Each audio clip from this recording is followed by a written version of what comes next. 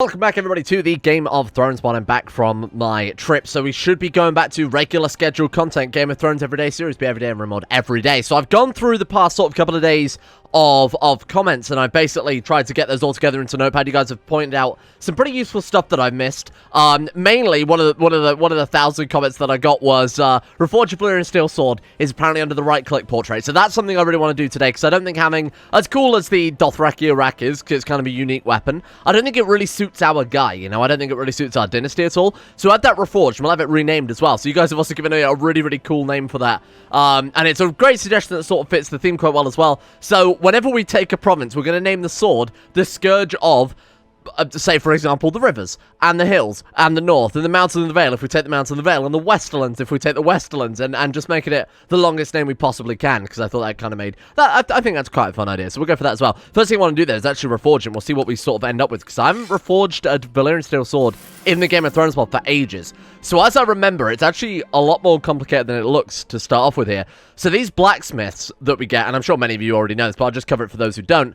These blacksmiths, depending on their traits, can end up stealing your sword, they can end up ruining the sword, they can end up doing some other things as well, which are quite interesting. So you generally have to be very careful who you pick to obviously reforge your Valyrian Steel. Bear in mind, Valyrian Steel in the books, in the show, you know, they always talk about being worth like a kingdom's weight in gold. So, although probably not at this point when Valyria still exists, right? But it's still very valuable, obviously, it's the best steel in the world. So I'm looking at these guys, and I'm thinking, this guy here is greedy, he's envious, and he's dishonorable. Probably not going to pick him, but I'm looking at the other guy. He's kind. I think it's also based partially on their stewardship, how good a smith they are, because there is a chance they could just straight up fail, and the sword gets destroyed. I'm going to go for that guy. We're also going to mark him as special interest, in case of bad thing happen, which hopefully they won't.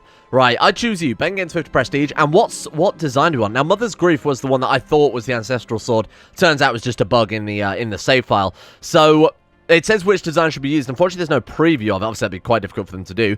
But these will give unique appearances to the sword. There's like skin peeler, and it looks all sort of like crooked, like an Uruk sword, basically.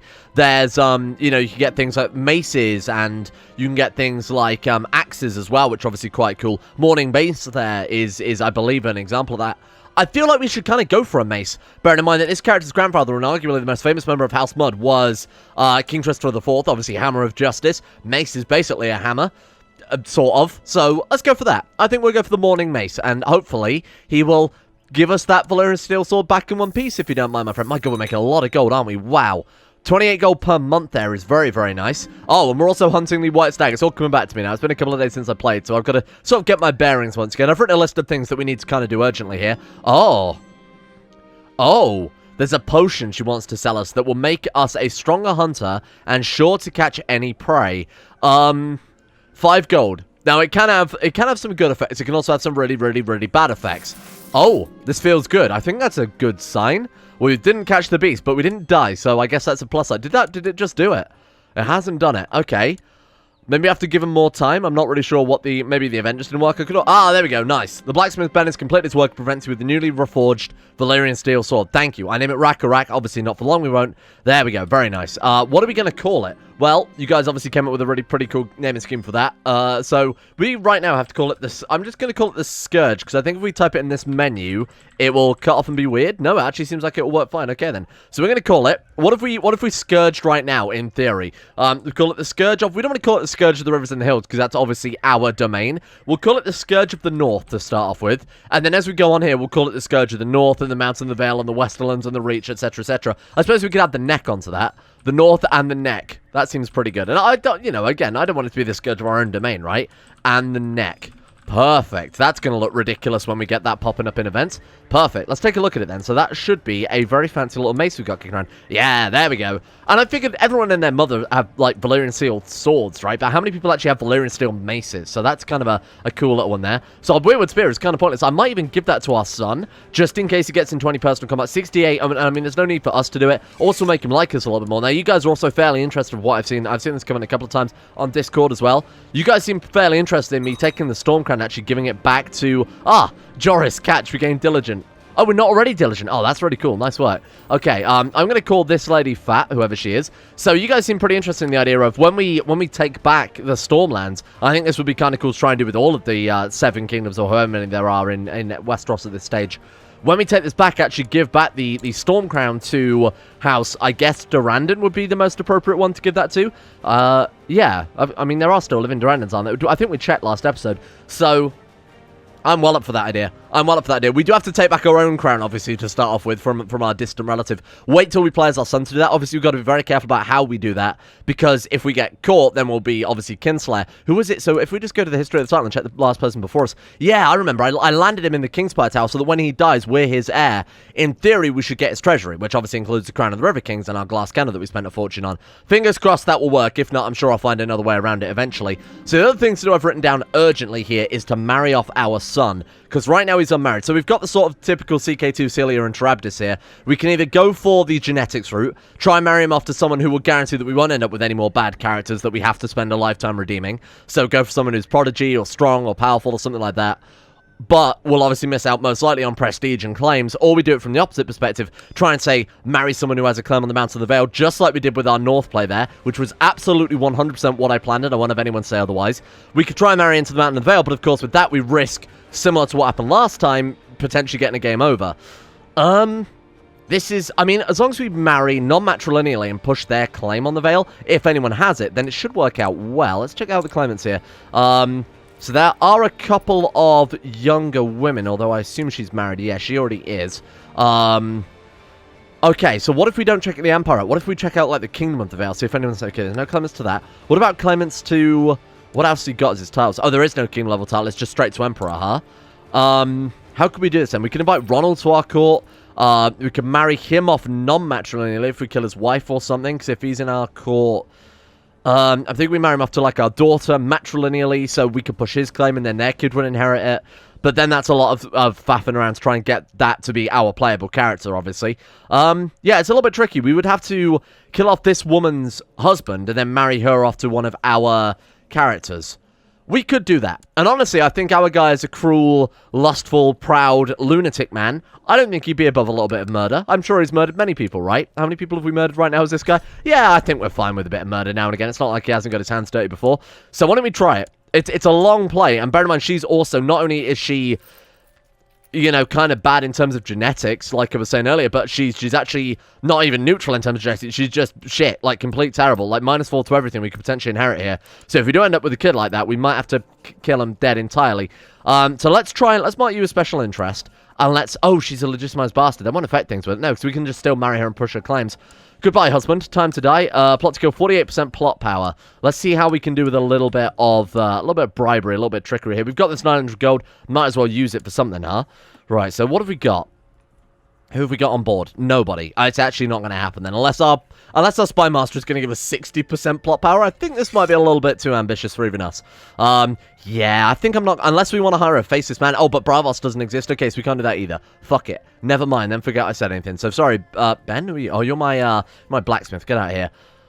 Damn it. Okay, so why don't we try in a different province? Why don't we try, like, the Kingdom of the Westerlands, for example? That could also work. Bear in mind, that's also broken up. So that might be a more interesting one. Oh, there's no one. 28.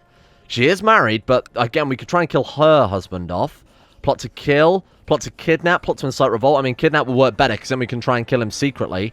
51%. Okay, let's try this one then. See if he's also drunkard, so people might want to join our plot. They do. Okay, this one's more likely to happen. No. My son wants to go and join the Night's Watch. Absolutely not. I mean, it's the best character I think we're ever going to get in this playthrough. So, no, not at all. Ridiculous. You're the heir to the Kingdom of the Rivers and the Hills and the Neck and the North. You shall never leave. I'm really surprised I actually remembered that in that order. Okay, you stay there. We're going to try and get you a wife. Just with a little bit of, you know, how you would normally get a wife. With stabby, dead. Put that on a shirt. That's my first official Roll and D2 game shirt. We're invited to the plot. Let's see what we can do. Come on, we need, like... Oh, no, that's not going to be enough, is it? This guy wants to join us. Oh, he's pretty good. Wow, he's really good. Except we need people like you. Join me. Yeah, okay, this is not going to work. Unless we wanted to go for spying focus and try and cause some... Okay, what about, like, the reach, then? I want to expand our borders pretty rapidly, as you can tell. I feel like we might as well check out all of the 7 kingdoms. See if any of our... Oh, there is. There's a viable candidate. She's married, but once he's in our court, that's the end of her. Okay, so who else are we looking for here? Any unmarried women... Any married women in our court that we could kill off? That's it. Regent of Cotswold. Oh, that sounds all too familiar. What if we just arrange marriage between her and us? She's an Andal. Okay, that's bad. She's faithful to 7. That's bad. She has a strong claim on the reach, though. rather than all these other poxy. And the Reach is arguably the biggest kingdom we could get right now. I mean, the others are obviously completely fractured. Mantle in the Vale is not very good land because it's, you know, mountainous. Let's see if we can do this then. So let's arrange a marriage between her and him. It is up for it. Oh, you fool. Now, we will obviously have to press a war on this, but it's not such a big deal. Now, bear in mind, you know, against war against Storms, and that's kind of a problem because we're having to fight every other Andal on the continent. If we pick our timing right, I mean, going against the Reach, they're going to make the bulk of the troops of the Andals on the continent anyway. So if we beat them at war, chances are it's not going to be much more of a stretch to beat everyone else, if that makes sense. Okay, let's go for it. House Gardener. That seems like a minus 200 prestige marrying into House Gardener. I'm not sure about that one. Oh, we get 148 prestige, obviously marrying into House Gardener, minus 200 for marrying the relative of law, because she's quite a lowborn House Gardener. Fine. And her son is the Lord of Catswold. Oh, sorry, Catswold, not Cotswold. Right, bring her on board. Bring her on board. That'll do. She's not... Ooh, that's interesting up there. Yeah, she's not really what we were after, but I guess it'll do. I guess it'll do. Thank you very much. So he is now married. Let's throw him a wedding feast and immediately try and go for... Can we not do that? Host wedding feast. There we are. Immediately try and get an heir out of him. I think that's a safe bet. Let's do it, Prince Rocky. We've heard reports of mass escaping slaves. Oh, this is definitely Bravos, isn't it? Fleeing from the grasp of the Valyrian freehold, the slaves rebelled on their way to Valyria to a new colony, took control of the ships, and turned into a direction unknown to the Valyrian fleets.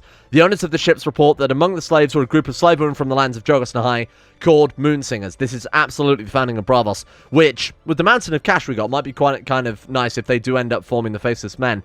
I'm sure they'll never be seen again. Ho ho ho, how coy. Right, okay, a son was born to... Who? My nephew. Oh, my nephew had a bastard. Oh, no, he's not. He's just distant relative. Sure, whatever. Arwen, Arson. That's a fine name. We're not going to give any of the branch houses the main names. You know, the soils and the muds and the whatever else is that we've come up with over the course of this campaign. Right. Okay. So spend. Oh God. I was going to say spend lavishly, but maybe not. 163 big ones. No, 81 gold for you, my friend. Invite everyone. And I believe this will also give us vassal opinion, right? Because it just counts as a feast. So we might want to try a little bit on spending it on the various bits and bobs, the various trinkets you can get for these feasts. Now, what can we do for the Mountain of the Vale? Is there anything I can do here while they're all splintered? Are any of these First Men rulers? Oh, but we'd still have to go to war against everyone, wouldn't we? All right. Let's not try and get too involved in war right now. Daenar and King Pottimix become friends. This sounds like a very legitimate, in-universe way to use... Oh my god, he is a bloody dragon rider. Oh, he's one of our commanders, isn't he? Wow, this is big. He's only got a little dragon. Okay, it's 16. Maybe this is the same guy, but the dragon's just grown. I think that's kind of reasonable.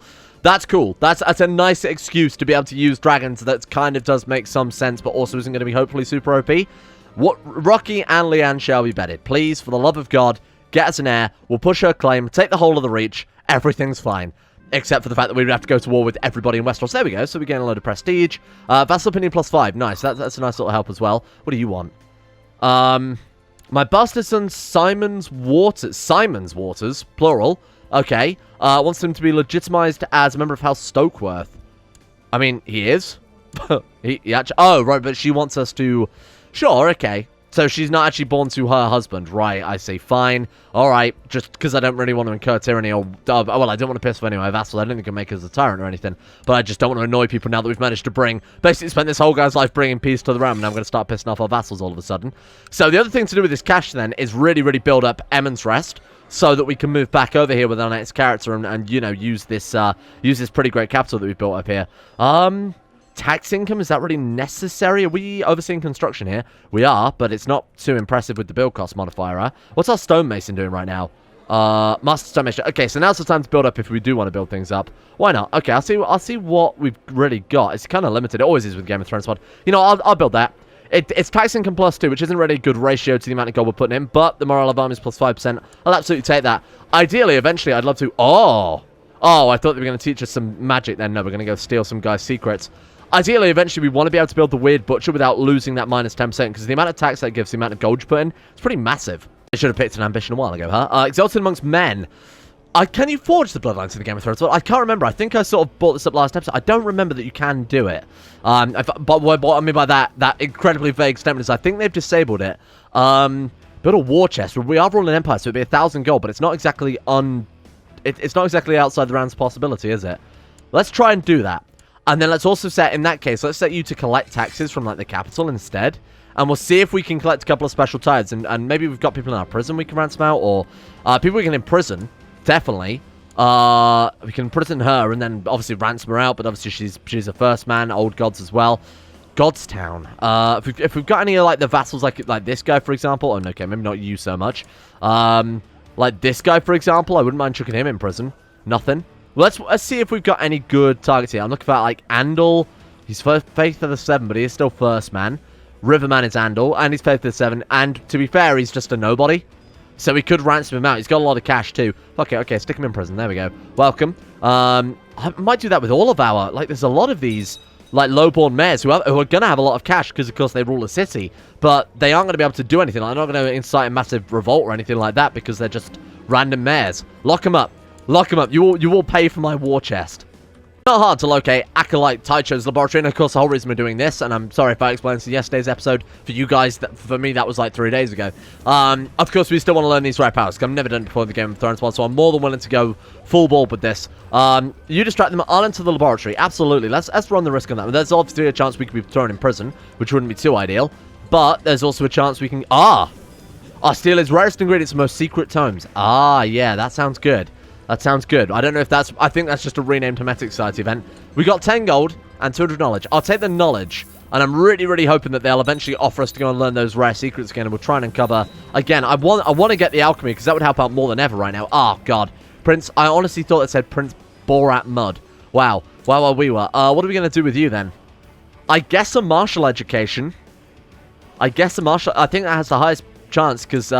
So, obviously, these two more... so, basically, the negatives more than cancel out the positives. Again, I'm sure I've explained this 1,000 times as well. So, really, I mean... I guess that would still be... No, because that would be slightly less, won't it? So, yeah, I think we'll stick with Marshall.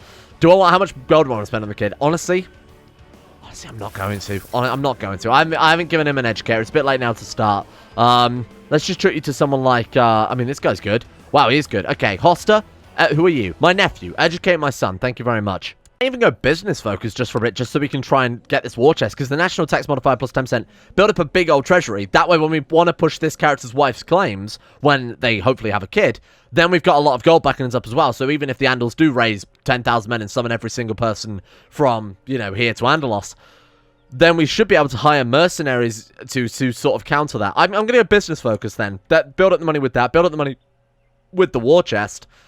Okay, I think this might work. So let's make sure we've got everything still set up. Thank you very much. What's our create fake valuables? Oh yeah, definitely do that as well. Yeah, give me some of that more gold, boy. There we go. Sell them for a profit. Thank you very much. Craft a weird weapon. We're never going to do that again, so let's not bother. Acquiring ingredients is always worthwhile because even if we don't use them as part of the Alchemist Guild, we can again sell them off. Let's go and gather herbs in the hills because we're a gardener. Never going to extort the subjects. We spent this whole guy's life getting rid of tyranny. Not really planning on doing that again.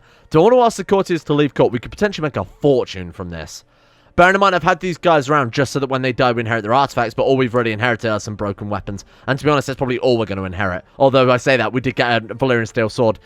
I'm going to ask them to leave, because I think we'll end up getting more gold out of this. Watch our money. 723. 729. Okay, we made a profit on that one. Not much. Boom. Oh, look at that. Instantly, we've fulfilled our ambition. I'm going to ask the rest of them to leave as well, and we'll start from scratch.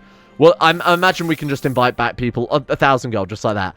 Nice. There we go. That was so easy. I should have waited a little bit before we picked the business focus. It's not like it's a bad thing, though. We can still bring a lot of other gold with that. Tell her about kindness. You will be kind, Tiny Charles. Right, okay. So we need 500 prestige. Shit, how are we going to do that? I don't want to take this one because we are going to cancel that to obviously try and get the Forged Bloodline ambition if it's possible before this one will fire, so there's no point. Stay at peace for 5 years. I mean, it's possible. I would like to build up as much as possible in terms of treasure, in terms of levy reinforcements, so he plays our next guy, so, because he's got higher martial. If we're going to wage war, I would rather do it with this guy than risk it with our 9 martial character.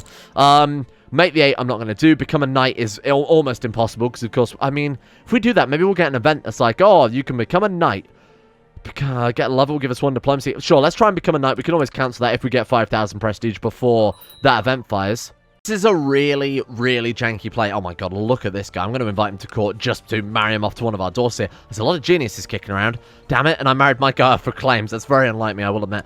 Right, so here's a janky play, huh? Invite all the treasurers willing to join our court to our court and then banish them all in the hopes that they'll... Because obviously if they turn up and they've got 500 gold in their pocket, then when we ask them to leave, we'll take that gold. It's a really janky play, but it actually will work. Just pay attention to how much gold we've got, and we'll jump to us banishing them and sort of see if this works as planned. I'm going to invite almost everybody that can over a certain amount of marshal. I said marshal, I mean stewardship. Now, bear in mind, this is also an exploit in base game CK2. You can employ even more effectively using the... I don't like using exploits, so I should put that out. I try and avoid using a lot of the CK2 exploits, but when we've got literally the whole world against us, or at least our whole continent against us, I do want to be a bit more diligent about maybe metagame. We're also playing on hard difficulty, so I feel like I should be using all of the mechanics to my advantage, right?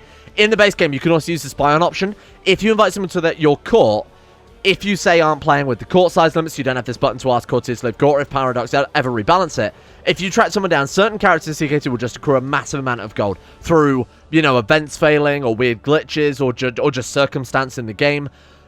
Merchant Republics, like online Merchant Republics disposed by rebellions are a really, really common one. Invite them to your court, spy on them. You can, eventually, with high enough intrigue, eventually there'll be an option to throw them in prison. You can fabricate a false reason to put them in prison. Then you just banish them and take the gold. So this is something you can do in the base game as well as, I mean, obviously this is all base game mechanics. But, you know, if you want to employ that tactic and you're not playing with court size limits, for example. But because we're playing with court size limits, and, you know, again, this is something you could definitely do in the base game, just invite them all in and banish them all. And then apparently take all their gold. And I have a feeling this will work quite well. Don't know. Something just tells me that one of these guys is going to have... I should probably check. She's got 155 gold. You see that? See, it's got 1 gold. A lot of these guys are probably going to be a bit hit and miss, to be honest. But I think a lot of them should have... Okay, 3 gold there. Even if you only make 100 gold, it's worthwhile, right? Okay, I think that's everybody. Ooh, chance of becoming diligent or guarantee patient. I mean, I should have gone for diligent, really, because diligent's better and you get patient if you fail. So I've invited 107 people to court, or they've brought along all their family, so we've got 107 people at court. Current court size limit, by the way, is 39, so we're a little bit over there. Now we ask them all to leave the court. We spend 6.8 gold on it, and we hit that button, and then we lose some gold. Okay, it's a gamble. It is a gamble, I will admit. We've lost gold twice in a row now. Come on. Oh, come on, don't show me up like this game. Oh, we gained like 30 gold out of that one. It's not much, I will admit. Oh, you see that? There we go. Someone had a lot of money. Now, partially, one of the reasons this also works so well, or it's a little bit easier to pull off, is because of the Great Trade League. So you'll find characters are named treasurers. Now, treasurers will get given money by their liege, obviously, to invest. And then you could basically go to the character finder and look for people who are treasurers. Now, you can still do it in the base game, but you have to manually check every character to see how much gold they've got. In this, it's a little easier because they will just have a title basically saying, hey, I've got a load of gold, because they've got the treasurer title, right? You know what? This didn't do as well as I thought. Bear in mind, last series when we did this and we made 1 million gold. Although that was the game sort of bugging out a little bit. You know what? 1,900 gold. I will absolutely take that. We had a daughter. We have a daughter who is potentially heir to... Wait, she have the Garden of Bloodline? Oh, no, because we didn't marry matrilineally. Silt, fine. I'm going to call you Silty, because that is the female version of Silt, of course. Osmiria, that's a terrible name. How about Silty? Silty, man, little Silty, who's apparently probably going to be buried under the Silty before long, because she is going to die. Let's give you... I'm not going to waste an education on her until she's not dead. Oh, God. Melania has done the unthinkable and drank a glass of wildfire in the hopes of turning herself into a dragon. She is indeed a dragon, my lord. No one can ever doubt that. This is based on... Which of the Valyrian kings was it? I don't remember, but one of the Valyrian kings drank a... Was it Jaehaerys II? Someone will correct me, I'm sure. One of them drank a glass of wildfire, thinking they turned into a dragon. They didn't. I think Daenerys' dad was also going to do the same thing. There you go, the dragons have returned. Apparently there's a very, very small chance with that event you can actually turn into a dragon, which would be kind of a fun playthrough, huh? We've got Benedict's broken weapon. Thanks, Benedict. Very cool. Oh, with this one, I'm so used to hitting the I'll issue a reprimand, because I'm like, oh, I want to save money. But now when we've got a mountain of cash and I kind of like my vassals, become a knight? Sure. Oh, it just immediately cancels it. Is that because we are... Most likely because we're first man, right? Okay, never mind then. Because we're trying to fall in love. That's something. Ooh, construct a flagship. That gives us martial bonuses, doesn't it? An enormous flagship. Given that we're on Seaguard, the name sort of implies that we should do this. And then we're on the rivers and the hills. Fleets can sail down these. There's also, you can sort of see the various river crossings here and there as well that they've got connected to various provinces. You can go from here to this river as well. I want an enormous flagship befitting the Mud Fleet, of which there are, I'm sure, many ships. A whole 10 ships. Now we've got 11. It only costs us 150 gold. Nice work. Okay, what is this event? I believe that... Oh, right. Therefore, I will put my mind to implement new ideas. So, we can lose some health, but gain a stat. If we really want to use up this guy, you know, live fast, die young, or as kids say, YOLO. Let's do it. I'm going to do it. We got some fucking learning stat. Are you joking? You monster. You absolute monster. Ah, right on cue. There we go. Oh, we can offer marriage to our bannerman. I'm obviously not going to do that. We shall throw them back to the narrow sea, and right on cue, we have ourselves.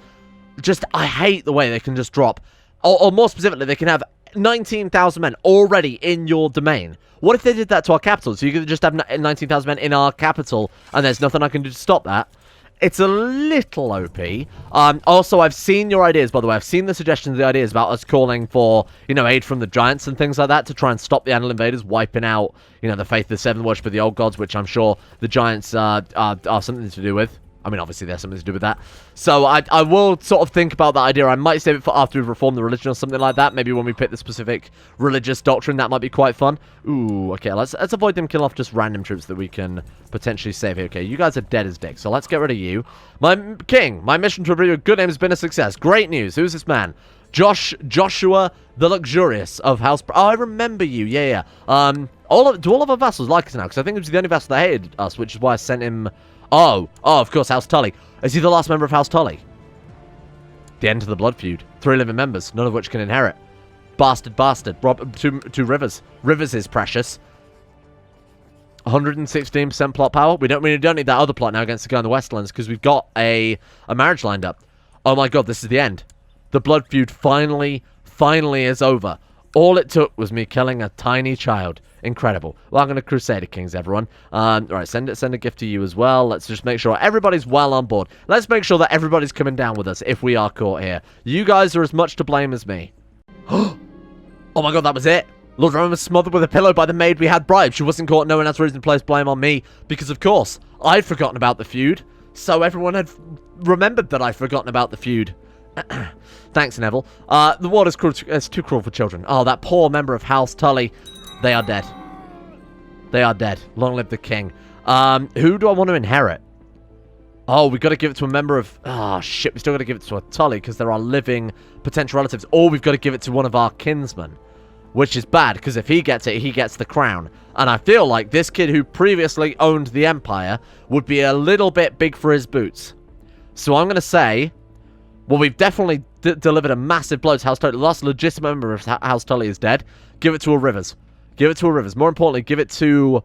they're all Robin Rivers. Give it to a woman of House Tully as well. Because that way it's sort of a double hit for the dynasty there.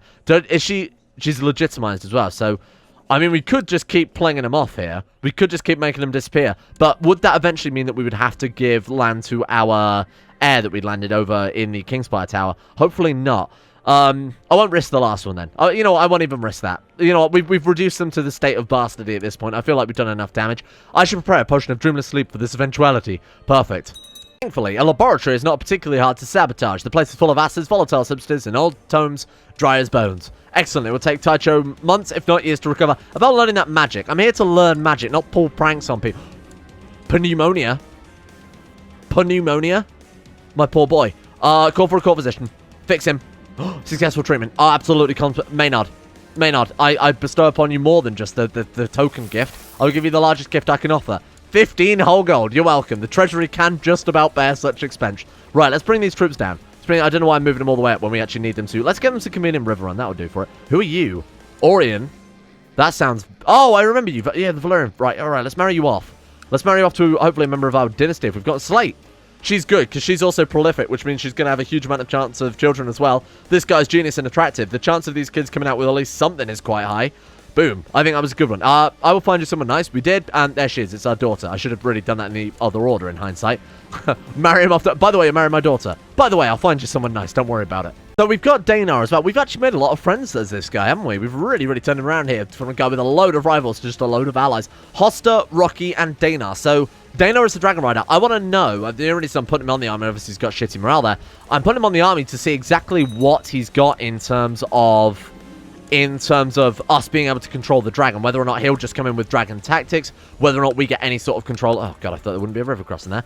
Oh, there's not. Oh, it's just forest, right. There's me like trying to avoid all these rivers that are quite clearly on the map, and it turns out it was just forest all along. You're actually going to take that. You're going to take... Okay, you're going to attack us in a...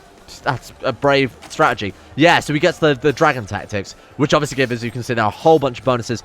The following tactics can be used by this flank. 99.4% chance of a light dragon harass. Very good. What's the other chance? Oh, I probably, you know, some failures or something like that, but it's so low and it's rounded math. So if it's like, it's probably like 0.09 for all of them, for example. Okay, fair enough. This is in the bag then. You guys have just been absolutely annihilated. Yeah, so they do get access to the dragon taxis, which are very powerful, but it looks as if we don't get a chance to use the dragon in the battle or anything like that. That's obviously reserved for Valyrians, which I'm not going to complain about because it is horribly, horribly OP. Andal smited. Realm stable, claims married into. This has been fairly successful. Apparently, realm completely fucking shattered. Good God. A patchwork blanket of opportunity for glorious House Mud. Although, unfortunately, if we do decide to attack anywhere, of course, the same thing will happen whereby... Ooh, we could swing for it, though, couldn't we? They're all probably fighting one another anyway. I don't know that I want to risk it. I do want to eventually vassalize this guy, because he's looking ugly as all shit. The Jewel Clan of the Gods, though, what does that do for us? He just becomes we become his liege, minus 40 opinion, or we could press it for a vassal. What happens if we push a vassal's claim? You know, I'm going to try it. I'm absolutely going to try it. Let's raise our mercenaries, and let's test out some of these other claims and see if all of them cause them to bring in their other Andal buddies, or whether or not it is just, you know, us pushing our claims, or other things. Because if we know we can safely push other people's claims, the war against the Reach becomes incredibly safe at that stage. I thought I'd run a quick melee here just behind the scenes to try and refresh my memory about what they actually do besides it just being a tournament. And I forgot that in Game of Thrones, but obviously running a joust or a melee actually give a lot of extra little events as well. So, for example, one of the events we had to send our guy off to go and deal with a Thieves Guild, and then there was a chance of actually succeeding and just instantly removing the modifier. And that obviously pleases your vassal as well. Next time it pops up, I'm going to mark melees as special interest. We're going to try and do them as much as possible. 1, 2, 3, 4 gold. That's cursed. So that in the future, we can obviously win a lot of favor with our vassals doing that. And I'm also going to make sure very soon, so guy's 60 now, I'm going to make sure we're dishing out a lot of this treasury to all of our vassals, keep them as happy as possible. So the plan is very straightforward here, and I've kind of gone a little bit more strategic than usual with this.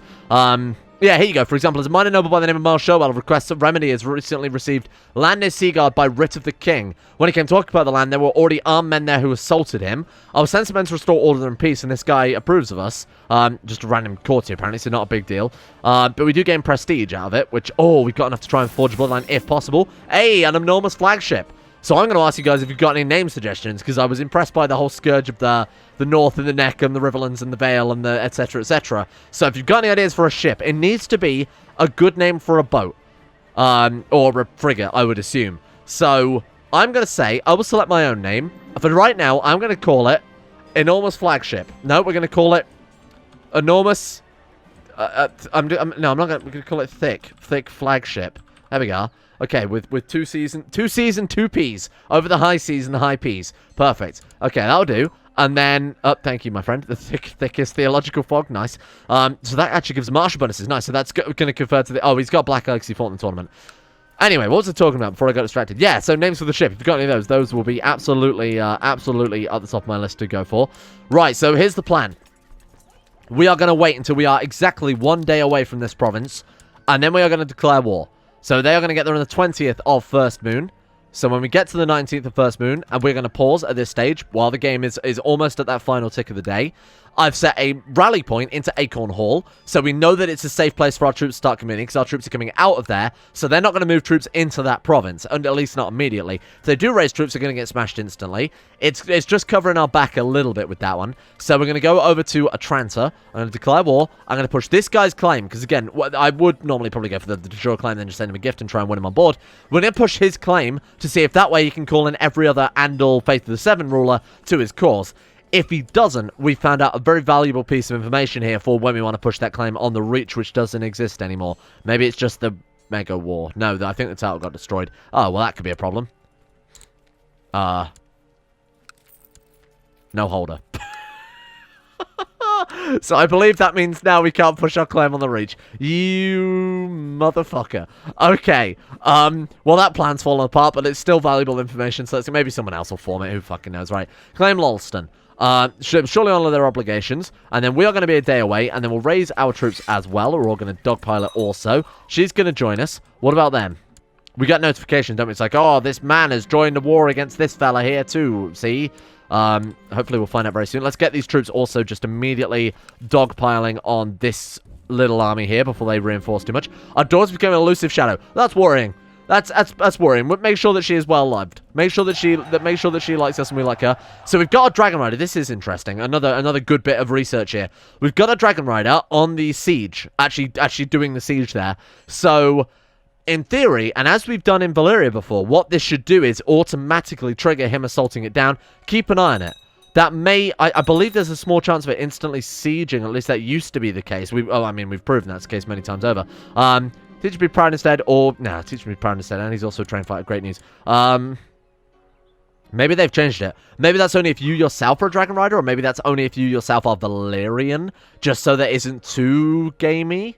I'm not sure. No, we've got enough courtiers ready. We actually do, my friend. Thank you. Yeah, definitely doesn't seem to be the case anymore, huh? You know what else is interesting? No one else has backed him. No one else has joined him. Is this the way that we do it? We invite people to court, give them a minor title somewhere crappy. You know, give them one of these, like the Widow's Tower, Tower of Dread, so they come back to us. Oh, he died? Did we get the crown back? Fuck. Our crown, we didn't get the crown back. Oh, was it this one? That's Kingspire Tower. Right, okay, cool. So we just got another tower back.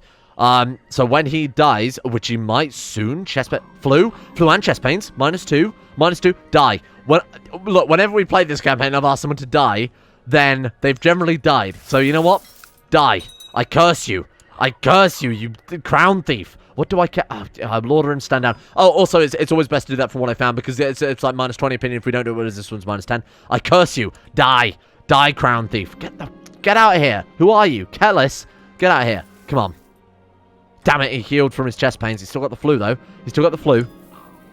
Nothing. Well, siege is done, so we'll pay more attention to that. Yeah, pay interest on behalf. Done. Hey, look, we've learned something super, super valuable here, that we should be pushing other people's games all the time, because apparently that means that they can't call in Tom, Dick, and Harry to come and help them out as well, which aren't Andal names. That's just an expression. Wow, okay. That's opened things up massively. So now, say, for example, we could go to the Mountain of the Vale, we could try and... I should keep a close eye on that. It actually does mean that the murder plots to actually kill off people's wives, marry them off to our dynasty instead, invite people to court, kidnapping people, forcing marriages, whatever, it becomes so much more valuable now.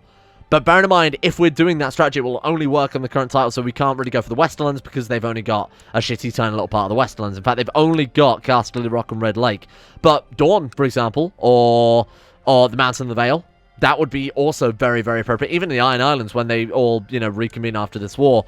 That's the problem with the Mega War system. It's very difficult to get a good gauge for what titles are when they're not at war, because, funny enough, there's a lot of war in CK2.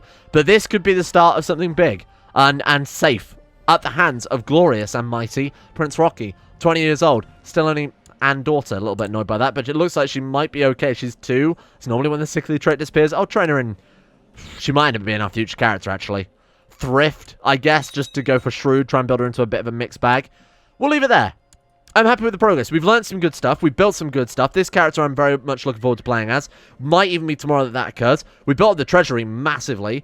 I'll also, in between episodes, get things built. But today's really just been me getting back up on my feet, refamiliarizing with things. So tomorrow we'll get back into the full swing of things, huh?